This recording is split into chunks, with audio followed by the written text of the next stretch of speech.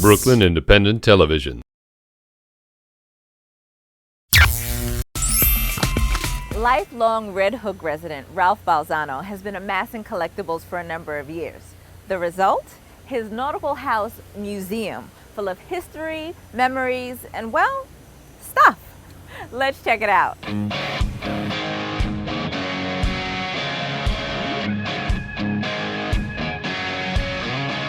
My uncle owned it originally, and when he passed away, I bought it from the estate. That was back in 1992.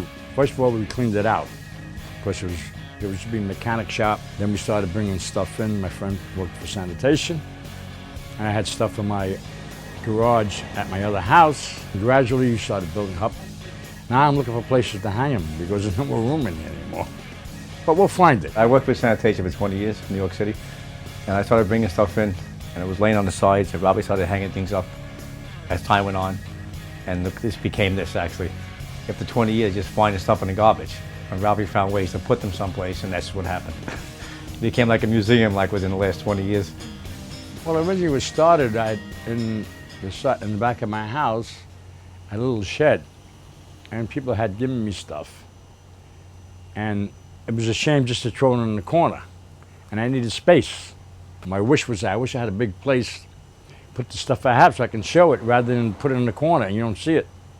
I would bring it in, he would hang it up. And I didn't have nothing to do with that. All I was brought it in and gave it to him and he hung everything up. This came up at the right time and they bought it. I said, wow, this is a treat. You know what I'm saying? Now I don't have to hide my stuff anymore. I can put it each place where I want to put it. This is my thing. This is what I like to do and I enjoy doing it. You know what I mean? The truth is I found so much stuff. I mean, the last thing I found down here that I was working on a job is the search board back there. I happened to see it on the corner and I grabbed it. There's so much stuff I couldn't even start it. I couldn't remember all the stuff I found. I should have documented it, but I didn't. I would like to take on a tour of my clubhouse. This is a 1960 BRIC convertible. Originally my uncle, he bought it new. I bought it from the estate and I did some work on it. I had a new interior put in it. It runs good. I'll show you my El Camino. This is my toy, not a toy. This is a 1960 Chevy El Camino. It happened to be a gift and I did some work on it. I did quite a work on it. That's also new interior. As we go along, this is another car. It's a 1957 Lincoln Premier. Found this in the garbage. Now he has blue eyes. He's got blue eyes. It's Peanuts, that's his nickname. Peanuts! Peanuts! Get your peanuts in! That's gotta be the funniest thing I ever found. You know, it's amazing. Yeah? It's right there, it's right there. And I picked it up and I saved it, brought it in, and Ralphie put it on a swing with a beer in his hand. And I found this Marlin on the street. Ralphie took it in and he painted it, and he put a nose on it. And then over here I got a horse carriage, which I love this. This came from Central Park. The guy bought a new carriage and he had it in the garage. So he put it on a flatbed and brought it down here. See, when people give me stuff, I feel it's rude to sell it. People come in there, you want to sell? Nothing's for sale. Nothing's for sale. You want to look? Be my guest, but nothing's for sale.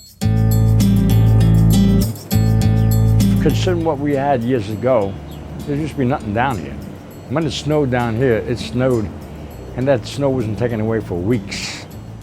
In fact, when it froze up, we had no place to go. We put ice skates on and ice skate down the street when it froze. But we had fun with it.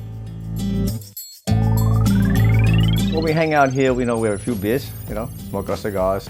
Talk about the old times in Red Hook. We grew up down here, swimming down the piers. The old sugar plant that was down here, the old soda company, Todd Shipyard, which is now IKEA. The place across the street just became a market now. We used to be abandoned. This used to be a dirt road. As a kid growing up down here, I was growing up in the 70s down here, with ships all over the place, and it was nice. When we were kids, we had nothing. We had nothing. Money was tight. There was like 7 of us, 5 brothers, including me, 5 and 2 sisters. My father used to be a cook. My uncle and my father owned the bar and restaurant. It used to be like shipyard workers. There had to be a gate down the street. When they were working, it used to, 12 o'clock whistle came, the gate used to open, and there was hundreds of people run down the street to find a place to eat. It was a forgotten neighborhood for years before I was born, I guess, and I guess after I was born. And finally, people know where we're at, you know. So I love the way we look changed because, you know, there's people around again. It died out for a long time. The shipyards closed, the sugar company closed, and we got the place in '96. We started fixing it up, and all of a sudden, people started coming around again. You know, and it was really, I think it's a great input for the neighborhood. I was going right around the corner, and then from there, I went a few blocks away, so I'm still in the same area. I went to Florida for 2 weeks, couldn't wait to get back here. Florida is nice, but it's not for me. It's not home. It's not home. The old saying, there's no place like home, and it's the truth. It's the truth.